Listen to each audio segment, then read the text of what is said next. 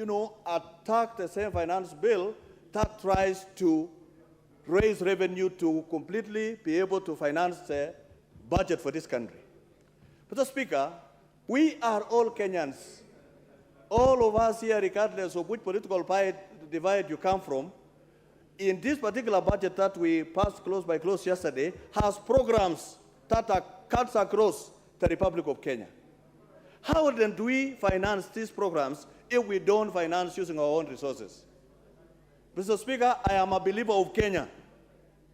I believe that this country shall be able to move to become one of the economies of Africa, strong economies of Africa.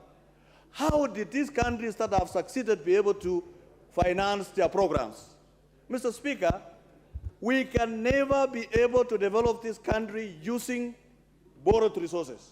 Time has come that we must finance this country using our own resources by at least a little bit sacrificing for the nation.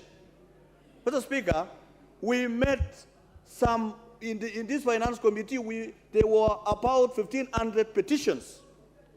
For the first time, Mr. Speaker, I sat for more than 20 days trying to listen to professionals of high caliber who argue from left, center, right on the issues that are raised in this finance bill, Mr. Speaker. And we as a committee, Mr. Speaker, had made some proposals, Mr. Speaker, and I wonder even my good friend Wandai did not read that we made a proposal that the issue of wigs, eyelashes, and everything were deleted. We made a proposal that this must be deleted to protect the hustlers of this country, because that clause, many Kenyans who came before us felt that this is a very bad clause. Mr. Speaker, we also on rental income, Mr. Speaker, been able to make a proposal to reduce from 10 to 7.5%, so that the investors across the political divide who want to do projects on housing, Mr. Speaker, will be able to get value for their money.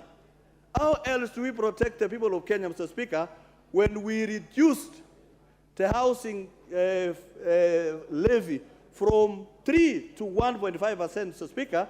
We sat as a committee and be able to address the issues that were raised by Kenyans, Mr. Speaker, even including bringing in coffee. We made a proposal to zero-rate export of coffee levy, Mr. Speaker.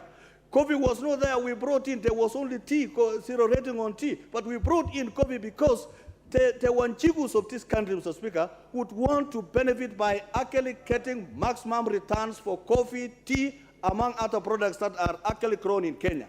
Mr. Speaker, this is our country. This finance bill attempts to raise 289 to around 300 billion. Mr. Speaker, how then do we raise these programs, Mr. Speaker, and all the people of Kenya, regardless of where they live, whether they live in Asimio zones, they require roads, they require medicine, they require fertilizer, they require programs to lift their lives. How else do we finance and grow the economy of this country? The people of Kenya must be able to sacrifice a little bit so that we can finance our programs, finance our budgets, using our own resources, not the resources borrowed from the white people, Mr. Speaker. Enough is enough. We must grow our economy using our own resources and using ourselves, Mr. Speaker. We must be able to contribute.